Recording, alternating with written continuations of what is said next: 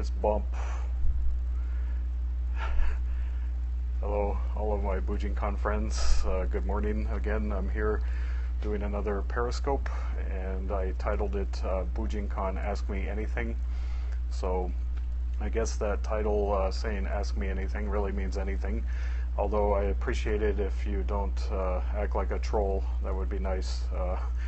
It seems to happen every time I do one of these, but you know, that's life. So fist bump. Good morning. Let's see, just to start things off, I want to, I had mentioned before that I started training back in the 1980s, and I was a very young man when I started training, and as proof, here's a picture of me as a very young man.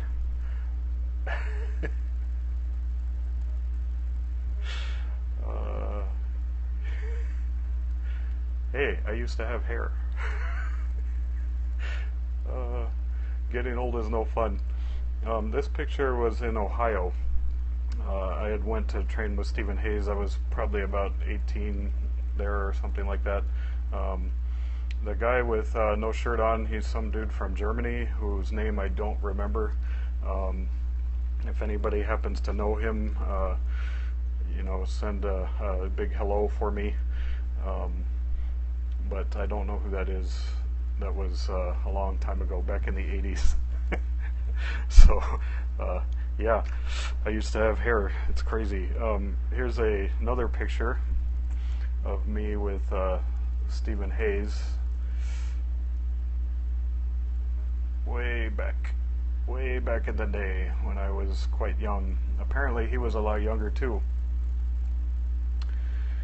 So back in the 80s, I trained with Stephen Hayes, but I haven't really trained with him since then. So from the pictures I've seen, he's gone gray in the beard and in the hair, and maybe put on a few pounds like we all do. But I don't know anything about his training or what he's up to these days. So after I stopped training with him, I made my focus training with Hatsumi Sensei and with my teacher Peter Krokel in Arizona. So my focus was more the type of training and approach that Hatsumi Sensei has in Japan. So anybody have a question? Fist bump. Thanks for joining me. Any Bujinkan questions are good. Let's see if anybody has anything.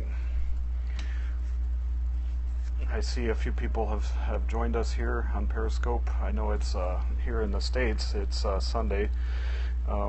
Somebody asked me about politics, and I don't really want to get into politics. It's kind of interesting in my own classes at home. I have students from many different backgrounds and belief systems. And they all have different political views. So I try to make my Bujinkan classes and my Bujinkan training something apart from that, because I want people to be able to come and train without feeling any kind of discrimination or paranoia that their views are going to cause them to be treated differently in class. I want people to feel safe to come and train, and just have it be a neutral place that's focused on Bujinkan training. That's my focus in class. I don't put across any kind of political agenda of my own. My focus is only Bujinkan training. And in addition to politics, another thing that I leave out of my Bujinkan training is things that are not Bujinkan. When I first started training back in the 80s, like this picture that I showed of myself. Oh, so young, naive, and with hair. Back in those days, a lot of people, when I went to seminars or I went to train with teachers who were teaching Bujinkan, most of them had no idea what Hatsumi Sensei was doing or what was going on in Japan. Most of them had absolutely no idea what Bujinkan actually was. And so you would go to a class or a seminar and people would teach random stuff. A lot of times it wasn't Bujinkan. A lot of times it came from other martial arts. And people also tried to include all kinds of paramilitary stuff into the training. Back in the 80s, we always wore camo during training. Everybody wore camo fatigues, and it was this kind of paramilitary approach that was very prevalent in the 80s. I think some of that approach is still around now. There are many training groups out there that adopt military-style training into their dojos. They do paramilitary techniques. They teach military strategies. That's all great, but it's not. I'm teaching a Bujinkan class, so if people want to go learn military strategies, they can go to a military class. They can sign up to the military. There's plenty of ex-military out there that are teaching courses of wide variety. So if you want that kind of training, feel free, go for it. I think it's a good supplement to Bujinkan training, but I try to make my own class very Bujinkan focused. I try to teach what Hatsumi Sensei is teaching in Japan, what the Japanese teachers are teaching. I try to focus on the densho and the tradition that's been passed down. So besides politics, I also do not include other martial arts or paramilitary training or things that are not Bujinkan in my classes. So that's my approach. Every teacher has their own approach to things, and that's fine for them. Fist bump to everybody. I'm into the fist bump this morning. Maybe it looks like I'm punching you. You could fist bump me back. Anybody have any more questions they would like to put out there? I'm open to discussing anything related to Bujinkan. Like I said, no politics, please. We all have enough of that in our life at the moment, and it's kind of nice to go study something like Bujinkan that is a little bit separate from that, or gives us a break and allows us to relieve some stress in class or just thinking about training. So you can ask questions here on the Periscope feed. I think you can type in things into chat, but you can also hit me up on Twitter. At Bujinkan is a good place, and you can leave a message there, and I'll try to check it out. So just to keep the conversation going, here's a little drawing or painting that Hatsumi Sensei did for me a few visits ago. I go to train with him 3 times a year, and he's always very giving and makes me little artwork and is always such a giving teacher. Anyway, here's a little picture he drew for me. I don't know if you can tell what it is, but from my perspective, it looks like a kind of a demonic flower.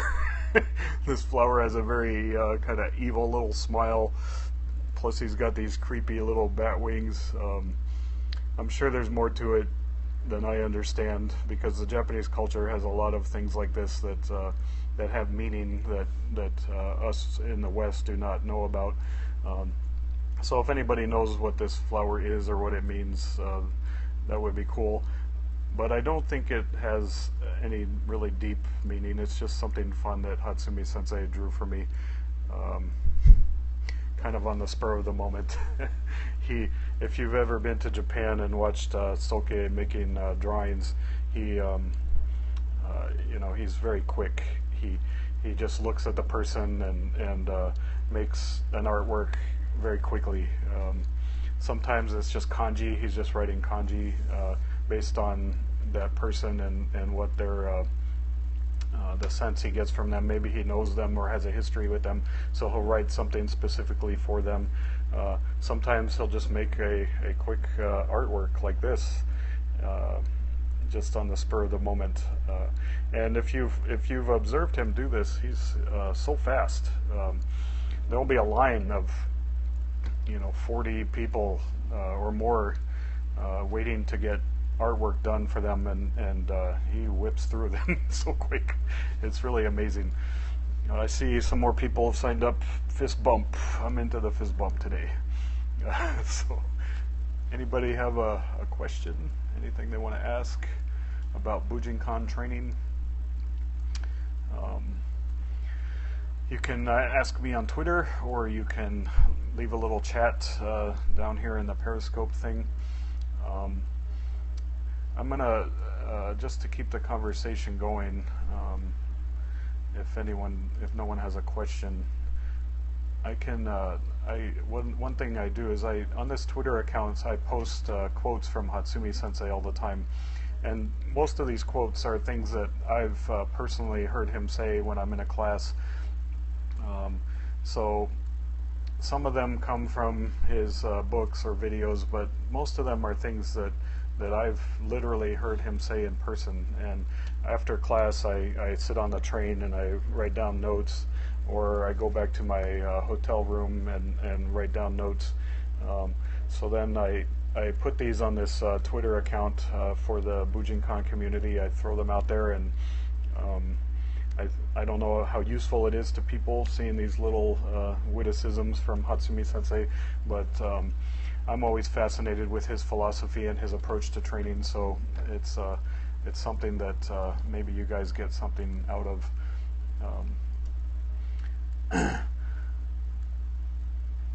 Let's see. So on Twitter, one of the quotes from Hatsumi Sensei that I posted a while back, he said, with your whole body and whole spirit, call him in. And he's talking about the opponent there. That's the feeling you should have. Call your opponent in. Invite him to play. So this is an interesting idea. Hatsumi Sensei, a few years ago, I was at one of his classes in Ayase, back when he was still teaching at Ayase, and he made a big point during that class of people should have a very friendly approach to their opponents or their enemy. This sounds like counterintuitive. If you have an opponent or an enemy, to be friendly towards them when they're trying to hurt you seems like it might be a mistake, or it could be something that would hurt your defense, right? But the way Hatsumi Sensei was approaching it is by being friendly with this person. You're not only are you helping your defense, you're enriching your defense, making it bigger. You are disarming your enemy or your opponent. If you take this approach of being a friend first, many enemies or opponents will just dissolve. They will just they'll drop away. They'll lose the aggression that they had towards you, and they just dissolve as an enemy. And that's a fascinating concept.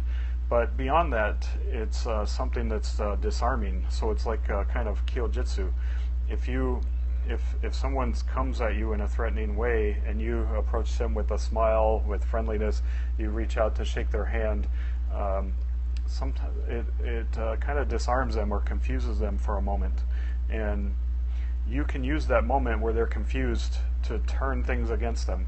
So a friendly handshake can quickly turn into a trap. That can quickly turn into some kind of lock or technique or counter. Also, this friendly smile is very disarming while you're being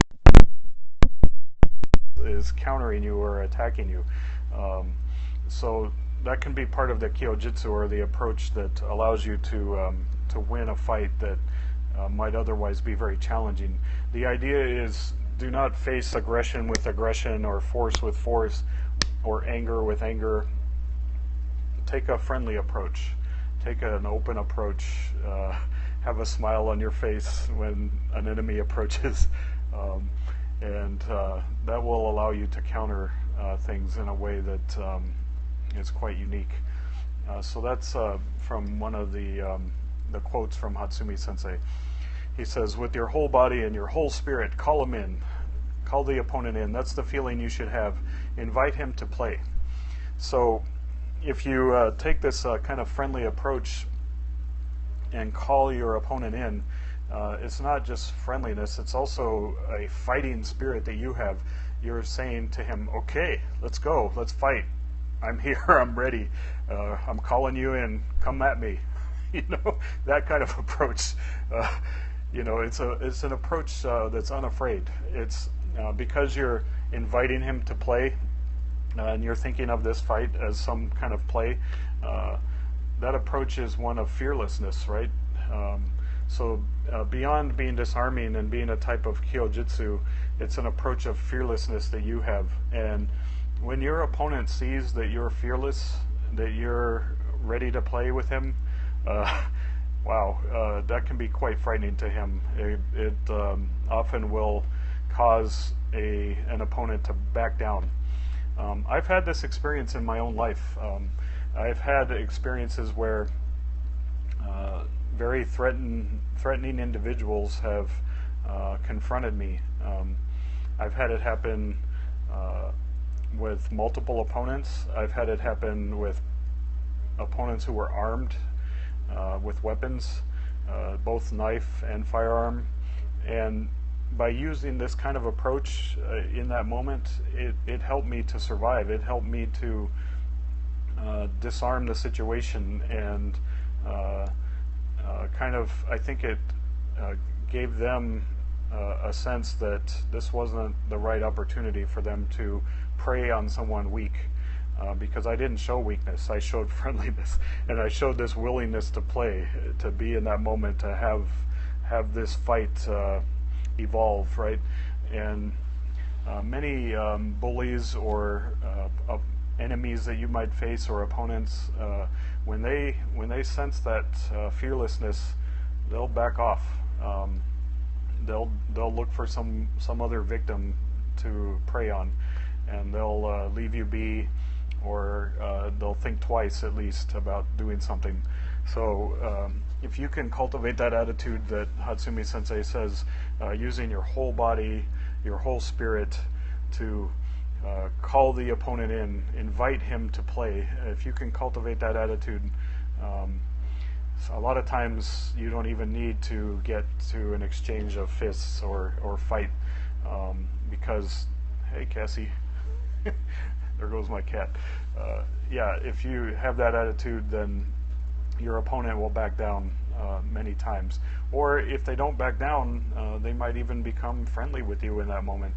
I've had that happen as well. Someone who was threatening turns and flips because they see that I'm not someone that's going to be weak, and my smile, my friendliness to them disarms them, and they flip. And then what happens when someone like that flips is I continue the friendliness, right?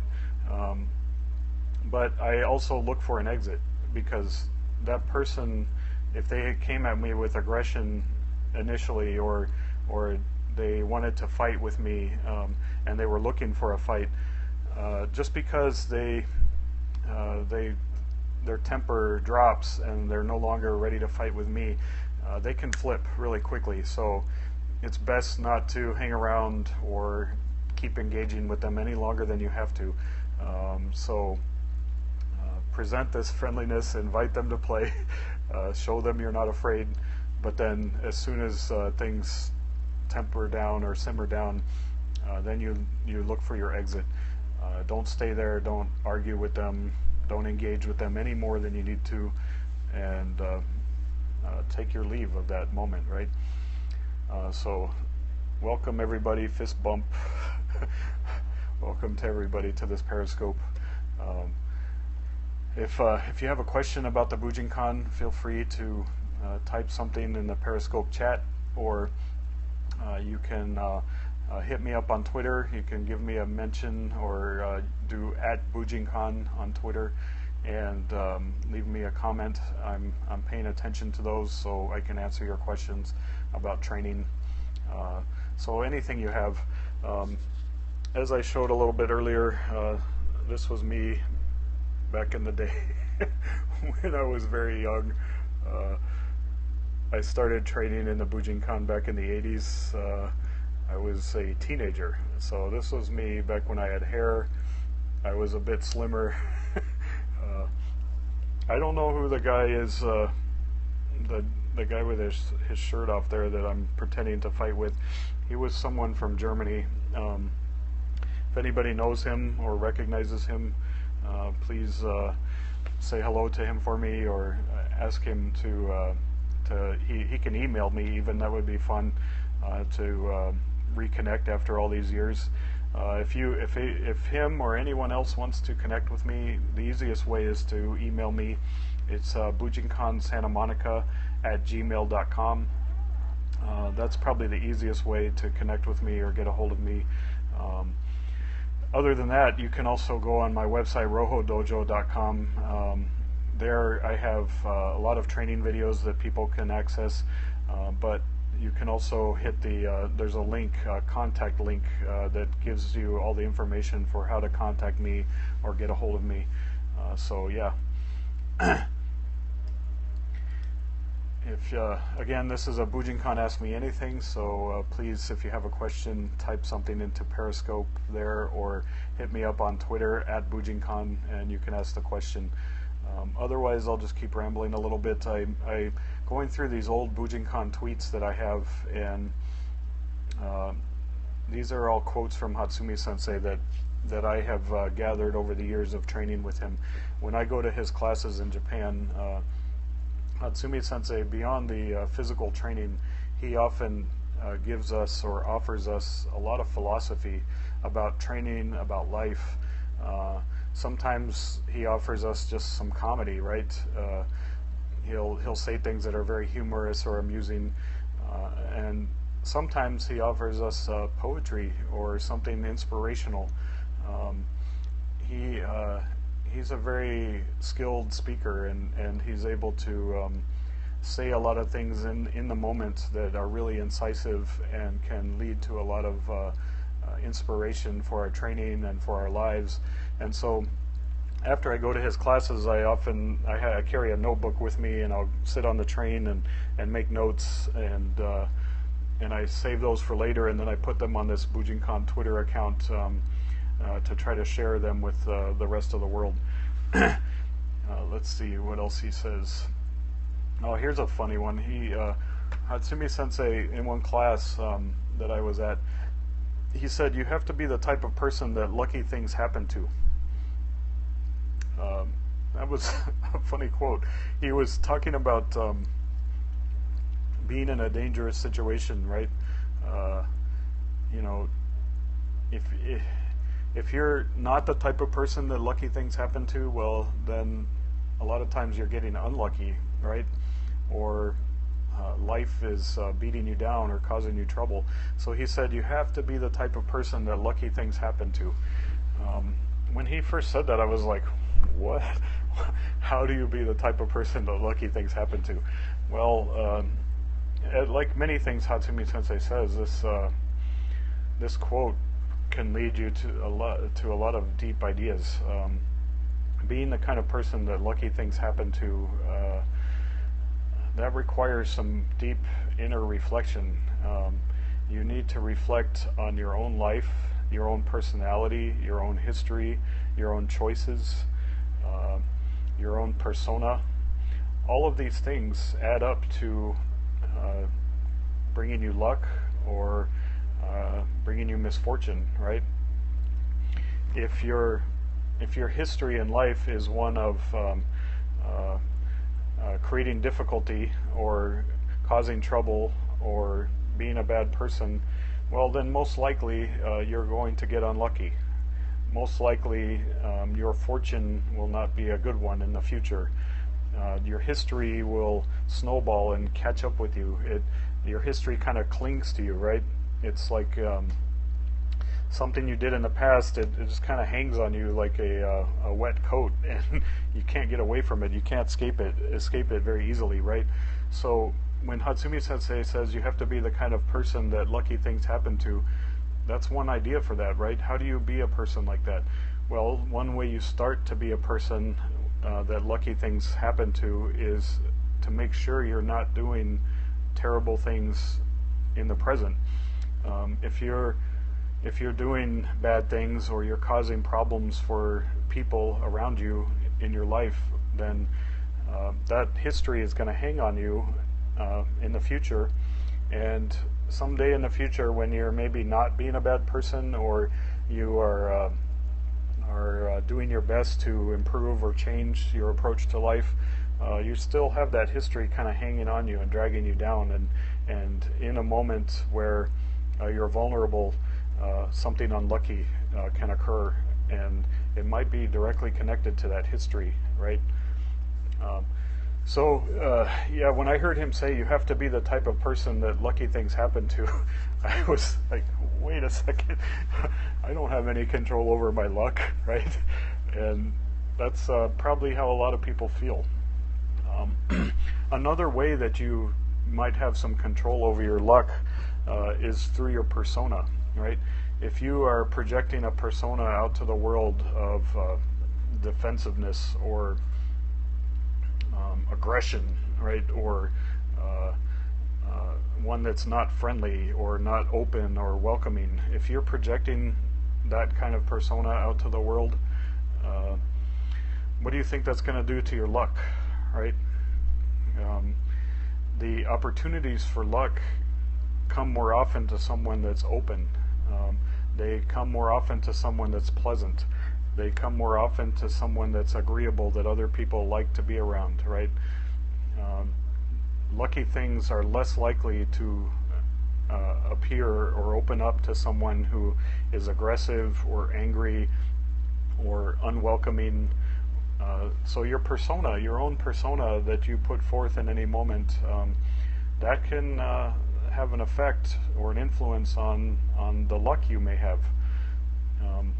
It seems, in English, the word luck, we say, we think of it as something random that we don't have any control over, right? But when you think about it this way, when you start to think deeper about that statement that Hatsumi Sensei said, you have to be the type of person that lucky things happen to. When you think deeply about that, you realize that you can become that person, and it can protect you in moments of danger. It can protect you in moments of chaos. It can, surprisingly, it can protect you from random violence even. If you've cultivated that kind of personality that lucky things happen to, that means you will probably not be hanging out in places where random violence is more likely to occur. Obviously, not all of us can help that, right? Random violence is random. But it tends to occur, random violence tends to occur more often in some places, right? And so maybe it's not so random. And so by becoming the kind of person that lucky things happen to, you're choosing your life and your approach to it. And that is what helps you stay lucky. Hatsumi Sensei, when you may not know this about me, but I'm a poker player, and one of the ways I finance some of my trips to Japan is by playing poker.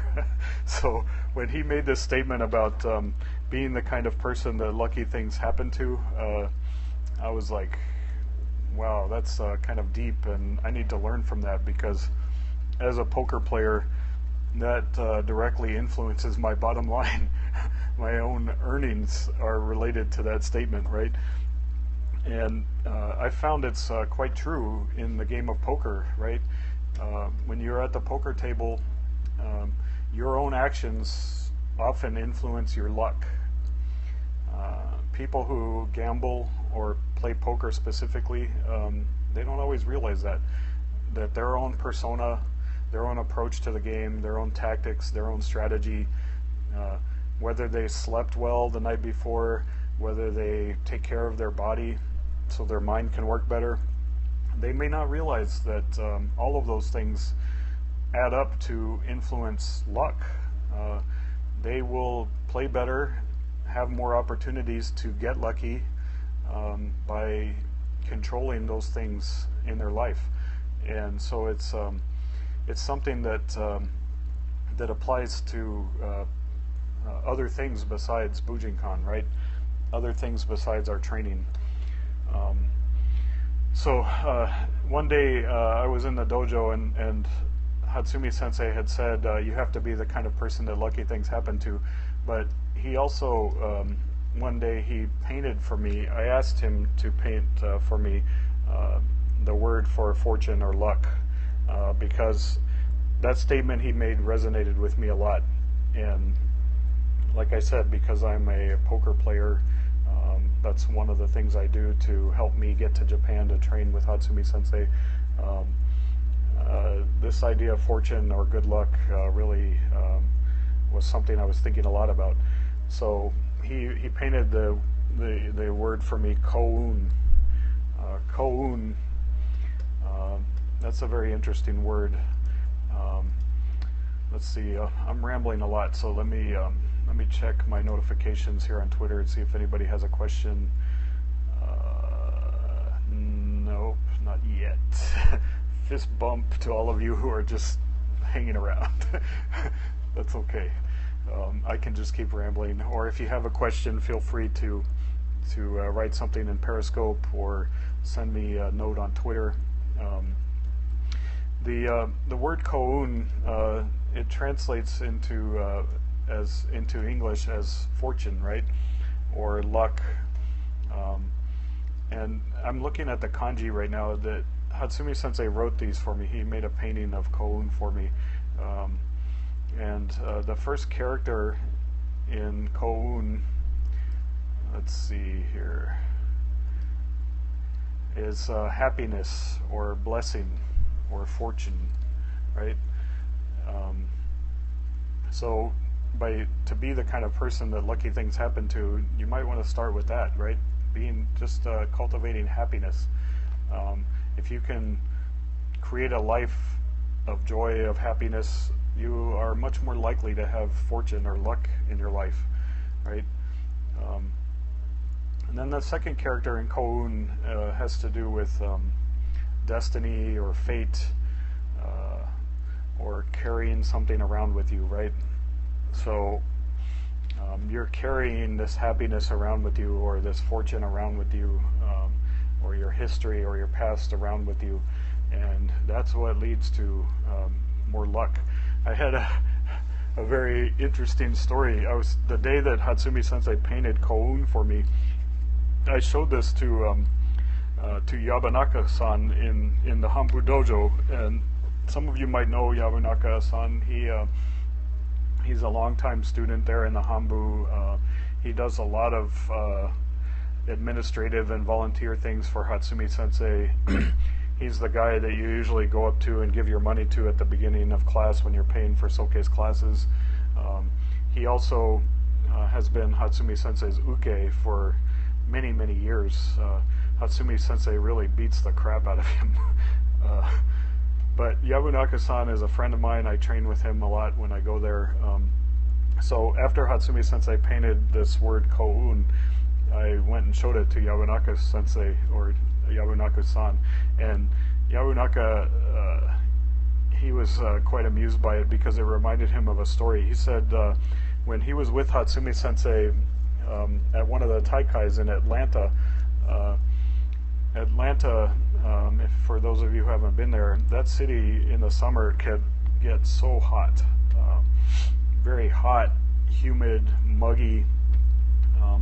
So Yabunaka said that they were out walking somewhere. Him and Hatsumi Sensei and some of the other Japanese that had come to America. They were walking, and the street they were walking down was really hot from the summer. Right, the sidewalk was just simmering with heat, and he said that he was walking behind Hatsumi Sensei, and Hatsumi Sensei's shoe, the sole of his shoe fell off. it just came right off of his shoe. The glue on the shoe had melted or become too hot, and the sole just fell right off of it. Yabunaka Sensei, who was walking behind Hatsumi Sensei, grabbed a hold of it and chased after Soke, right, and said, "Soke, it's okay, your shoe, it came apart, it fell off." And Hatsumi Sensei said, well, if it fell off, then I didn't need it anyway. And he just kept walking. This story from Yabunaka-san was very, very illustrative of the idea of koun, or what Hatsumi Sensei said about being the kind of person that lucky things happen to.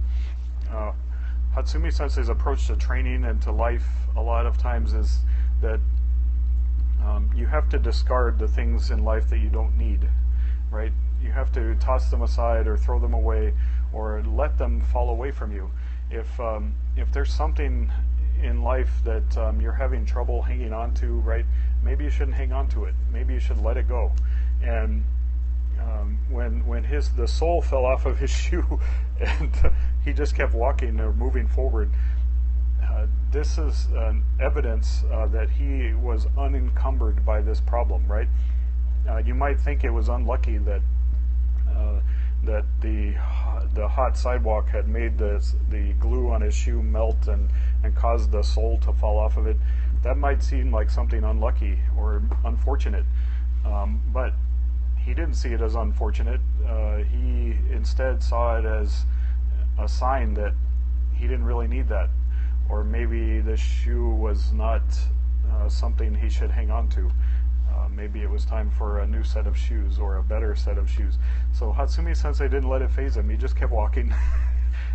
It didn't disturb his day. It didn't cause him any great discomfort or problems. So Yabunaka-san was telling me this story about walking behind Hatsumi Sensei in Atlanta, and he was telling me this while we were looking at this kanji that Soke had painted for me of koun, or luck, or fortune, right? And while we were standing there chatting, Paul Massey was standing there also, and he was telling me how if you flip the kanji or the pronunciation of koun, it becomes unko. And, unko is kind of a rude, maybe expression or a slang expression in Japanese, and apparently it means stepping in dog shit. So if you take fortune, good fortune, koun, or luck, and you flip it to unko, it means stepping in dog shit, right? So that's really funny that you can take the word and flip it, and it becomes something absolutely the opposite of good fortune or good luck, unko, right? Stepping in dog crap. So Hatsumi Sensei, that day they were walking in Atlanta, his shoe fell off and he kept walking, but he had this feeling of koun, or good fortune, and he didn't let it bother him. He didn't let it affect him. He was the kind of person that lucky things happen to. And so after Soke said that in the class, where that day that he said to us, you have to be the kind of person that lucky things happen to, I did a lot of reflection, because that statement to me didn't make sense at first. It was like, wait a second, how do I have any control over my fortune or my luck? That seemed unbelievable, right? And so I did a lot of reflecting about that in my life and in my training, and all of these things I've just said to you, like they all became very deep lessons and created deep meaning for me in my life and in my training, as far as becoming the kind of person that lucky things happen to. It is possible. It can happen. If you reflect on that statement, you may discover in your own life or for your own training how that's possible. And so in actual training in class, in Bujinkan training itself, I've learned to develop this. And when I'm wrestling or doing combat with my opponents or my students or my training partners, There are a lot of things that will occur. Someone says, hello, Michael, hi back, fist bump. I'm doing the fist bump today. So in class, when things happen during training, when we're doing a technique or a hanka or anything, this this kind of luck that I've cultivated, the ability to be a lucky person, right, will allow things to happen or to occur. I'll find myself able to do amazing techniques that I could have never created out of my own head. They're things that just appear in the heat of this kind of lucky moment, right? So this story I told about Hatsumi Sensei saying that in class, it's something that I spent years studying, and it must have been about, I think he said that maybe 6 years ago or something, in one of the classes in the old Hanbu dojo that I was in. And so after that, I spent years studying that idea and in my training, in my life, and because of the study, I've been able to kind of develop some of that in myself, that fortune or that luck. And even though it sounds like it's not possible, I can attest to the fact that it is. It's possible in life, it's possible in training, in combat. So it's an amazing phenomena, and you know, it's one of those things Hatsumi Sensei said just on the spur of the moment. He just threw it out there off the cuff, and you know, I've gained so much by it, just that off the cuff statement. So I'm here. This is my Bujinkan Periscope. Ask me anything. Fist bump if you're just joining us. If you guys have any questions about Bujinkan training, feel free to type into the Periscope chat if you'd like, or you can leave me a note on Twitter. I'm following the Twitter account at Bujinkan, so you can leave me a note there if you'd like. Yeah, so I'm just rambling a little bit.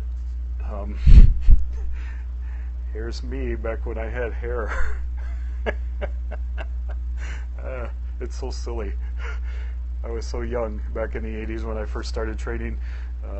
There's me with Stephen Hayes. Maybe you guys can see that. The photograph's a little blurry. But yeah, that was actually, I mean, that was back in the day with film cameras, right? So that picture was with a film camera. If anybody has any training questions, that's cool. If you don't, that's cool too. I can just keep rambling. I've had my coffee this morning. Fist bump to anybody who's just joining. So, oh, somebody says, wow. I'm assuming that's because of the picture. The photograph. Yeah, that's what I think when I look at it. Look at me, I was so young and handsome.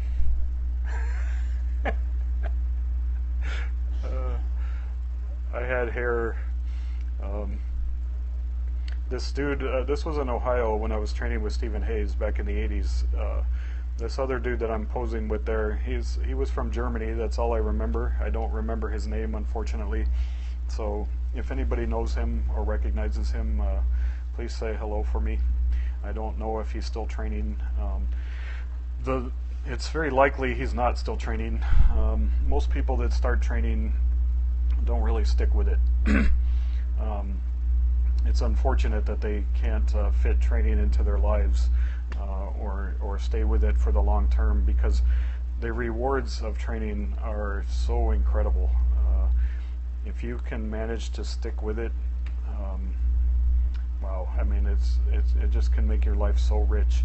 And the longer you stick with it, the richer it gets. The lessons from training keep enriching and keep bringing you to deeper understandings of yourself and of life.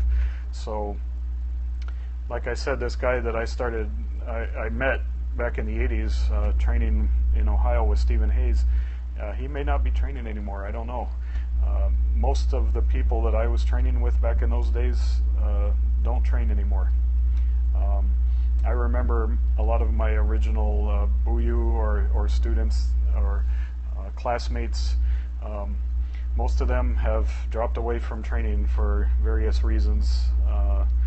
They either had injuries, or they just quit because of life getting in the way, or they moved away from training and didn't pick it up again somewhere else. It's really, I find it a little bit sad, because I know, I remember them. I remember them when they were young, like I was in this photo. I was so young. I remember being that young, and I remember how excited we were about training back in those days. I remember the incredible camaraderie we had in class, training together, and I remember how much it brought to our lives. And I somehow I've managed to keep going, right? And I'm still training all these years later. And so that experience that I had when I was a young man, that camaraderie, that enrichment to my life that training brings, I still have that in my life, and I feel so lucky that I have that. So for some of my friends who fell away from the dojo for different reasons, I feel bad for them that they lost that in their lives. Maybe I'm sure their lives are fine and they're happy and satisfied doing whatever they're doing now. But training definitely adds a whole nother dimension to life that is difficult to describe to people who haven't done it. So if you just started training, or if you've been training a few years, or you've been training in a long time, like I have, someone has a question. Let me finish this thought. If you've been training even just a little or a very long time like I have, I encourage you to please stay with it. The richness that it will bring to your life is something that is indescribable, and you can't even predict what you're going to gain from it. Many of the things I've gained from training I could not have predicted when I was this young guy. So the question that this person had was, when I started training, was it for self-defense or wanting to be a ninja, or I guess what was my motivation? So when I was this young guy that first started training, when I was young and stupid and foolish but had more hair, my motivation for training was young and stupid. I was a product of the 80s ninja fad, and I just wanted to be a badass assassin or a ninja. That was my main, or my first motivation for training. And it was really a goofy one, right? It was an immature motivation, but it got me started.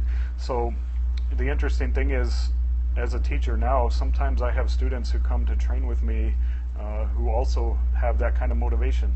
They're young men, sometimes they're teenagers, and I always ask new students, why do you want to train? What brought you here? And a lot of times their answers are ones that I recognize from my own youth. They're immature answers. They are answers that they're answers that only have one dimension. And one of the things I discovered, as a young man, my motivation for training was one-dimensional. I just wanted to be a badass ninja, right? Well, you can have that motivation for training. It can get you started, and it got me started, but it will not sustain you through many years of training. It just won't. You will quickly realize that the training takes a lot longer than you ever imagined to become a badass ninja. It just does. I mean, to really gain that ability takes a lot longer than people expect, and so that initial motivation for people, it wanes. The inspiration that they had about ninjas and being badass, that kind of goes away, especially when training starts to get hard. So you have to cultivate in yourself another motivation for training that will sustain you through 1 year, 2 years, 5, 10, me 30, right? The motivation for training to go for 30 years, I can tell you it's something very different. And it changes throughout the decades. It changes throughout the years. For some people, the motivation for training changes almost every class, right? So it's important that you find a motivation for yourself that is one that can sustain you. I can't tell you how to do that. That's something you have to cultivate for yourself. But it's important that you discover that in training. So being a badass assassin or a badass ninja like I was hoping to be back in these days when I was so young, that motivation does not sustain and does not carry you for 30 years. It just doesn't, and I know this from my own experience. So if you're a young man just starting training, you may not believe me about that, but I do recommend to you that you look deep and you discover deep inside yourself a motivation for training that is something so powerful that you have to go to class, that it drives you in class, in training, but also in your life. That motivation should be something that deep. So being a badass assassin, well, that's something fun to think about when you're a teenager. It will not give you a whole life, right? It will not make your life richer for the long term. Someone just joined us, fist bump. I'm doing the fist bumps today. So thank you all for watching and listening to me ramble about Bujinkan. Like I say, this is an Ask Me Anything Periscope, so if you have a question, you can type it into Periscope. You can also reach out to me on Twitter. I'm watching the Twitter feed there, and ask a question if you have one. Earlier in this broadcast, I showed this this little painting that Soke made for me of an evil flower. The flower looks like a little bit like a bat, like the wings are kind of tengu or bat shaped, right? And it has kind of an evil smile on its face.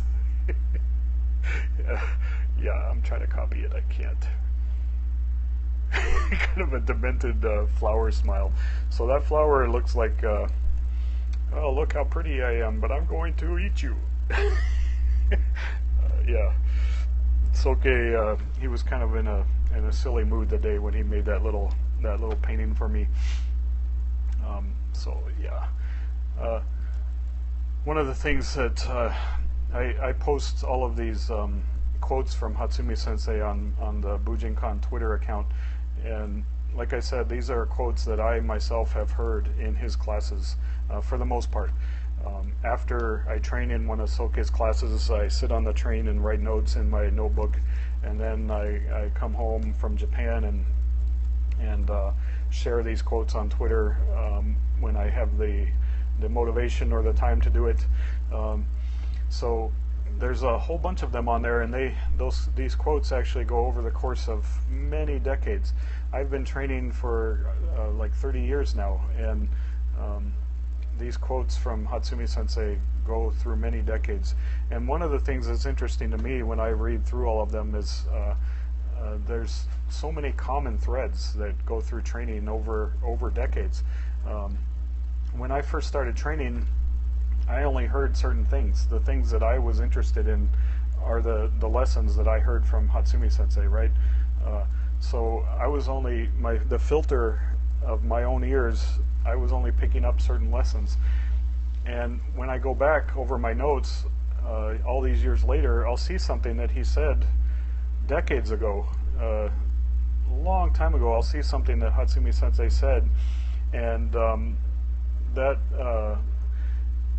in that moment, when I see that quote that he said, I'm like, why did I not notice that all those years ago? Because it's so important, and it's something that can that would have helped my training for years. But I'm just now hearing it, right? Even though he said it decades ago. So Hatsumi Sensei, he has some common themes that go through the decades, go through the years in his classes. And if you look at this Bujinkan Twitter account that I put up, and the quotes from Soke that I post there, these quotes go over many decades, and you'll see some common themes that get repeated.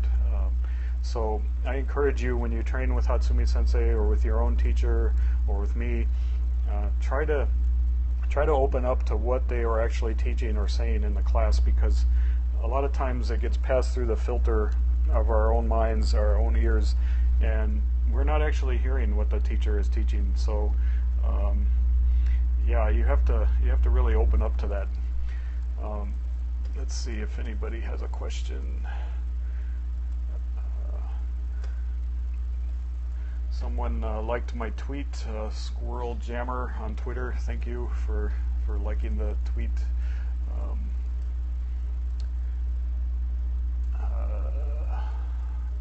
Okay, so I'm scrolling through the Twitter quotes here from Hatsumi Sensei that I posted. Here's one that's kind of funny. Soke was doing a technique, and he said, I'm taking it all with my legs. In martial arts, the lower body is very important. And then he looked at the translator and he said, please don't mistranslate that. In martial arts, the lower body is very important. Please don't mistranslate that. So Hatsumi Sensei, he's always making these kind of lewd or crude jokes that often are referring to sex or some kind of crude humor in the dojo. So yeah, he told the translator, don't mistranslate that. I'm not talking about something rude this time. Right? Ooh, here's one that ties into something I was talking about earlier. If you're doing Mutodori, right, Soke says, think of the sword as not his but your own. Dance with it, not just his sword, but his life is also yours. You receive his life. Well, we were talking about something like this earlier, right, where you invite the opponent into play.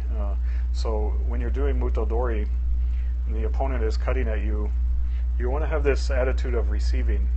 The word, some people may not know this, but the word uke, or it comes from the word ukeru, which means to receive.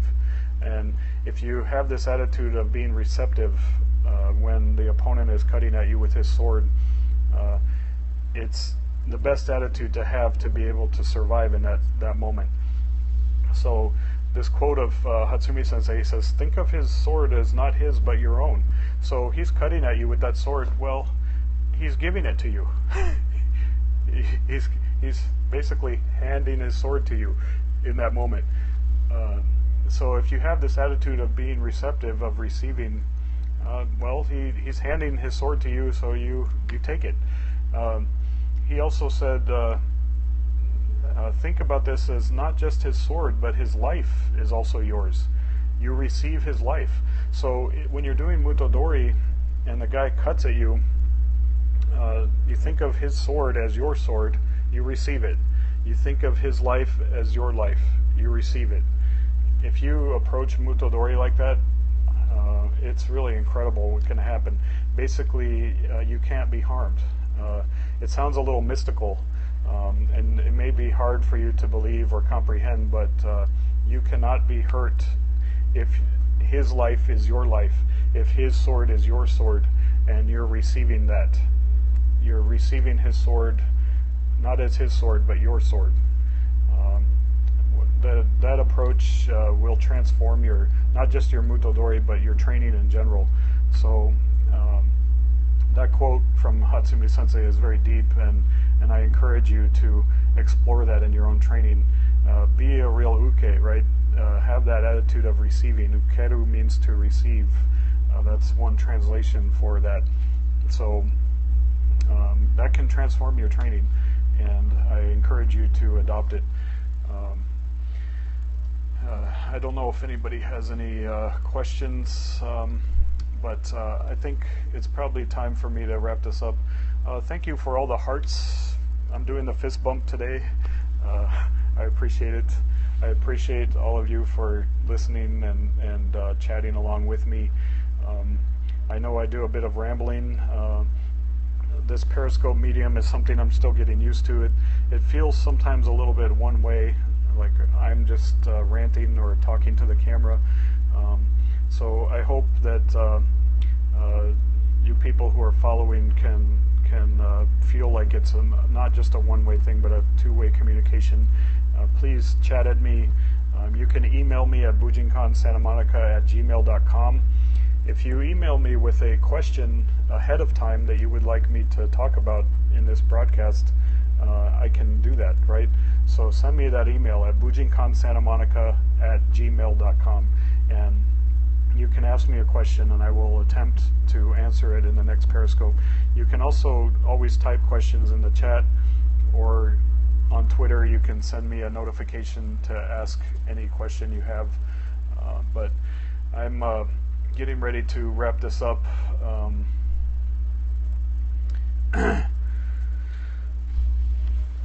Okay, Squirrel Jammer had a question. It's Daniel. It says, I think I asked this in Tucson, but what can we do to make sure our ego doesn't seep into our training? That's a good question. Ego is something that inhibits us in our life, in the dojo.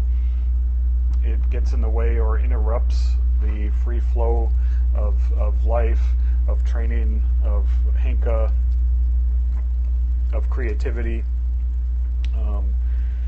So how to make sure that ego doesn't seep into our training? Well, that's maybe the lifelong pursuit or effort that we make in training.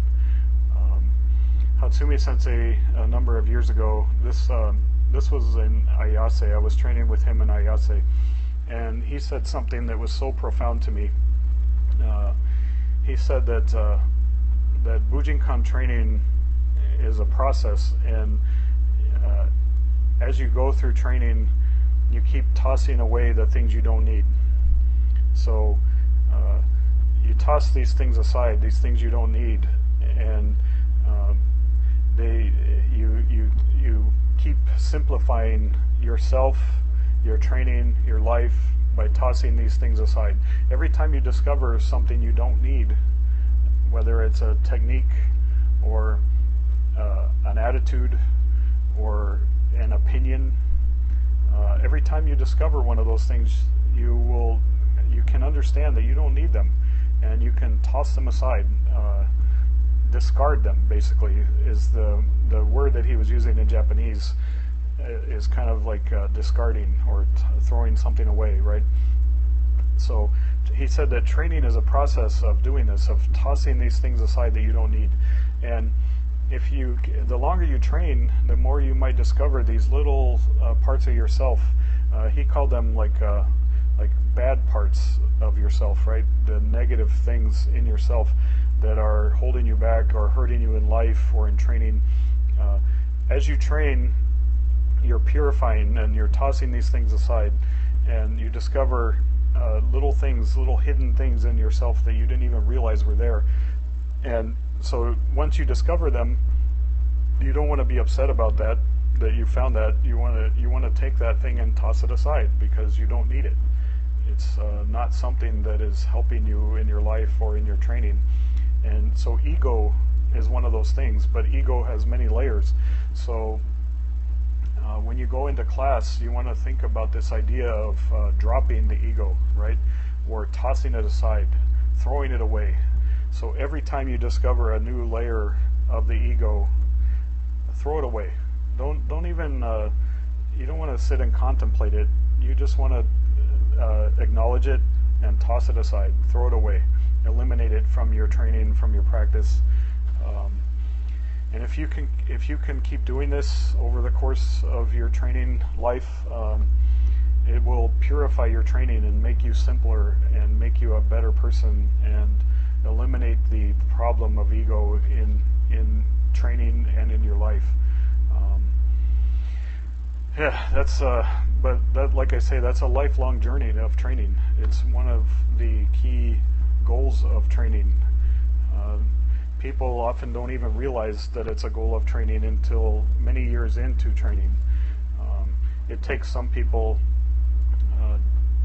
decades or a lifetime of training to even realize that that's one of the goals of training. So most people do not realize it before Godan or before Judan or before Jugodan, right? It just doesn't occur to them. People get distracted in class or in training by technique, by the martial part of the art, right? So yeah, it's a very difficult challenge, and I hope my little rant here gives you some ideas for how to go about that. But thank you so much for that question. It's a very deep and important question in the dojo and in life. So yeah, thank you for that. Anyway, I've been rambling for probably an hour now, so I'm going to cut this off. But thank you guys. I'm doing the fist bump today. I appreciate it, everybody, for coming. I don't know if you can fist bump your camera or your screen. So we can make this a real fist bump. Otherwise, it just looks like I'm punching you. Anyhow, thank you so much, and I'll probably do another one of these next week, okay? Goodbye.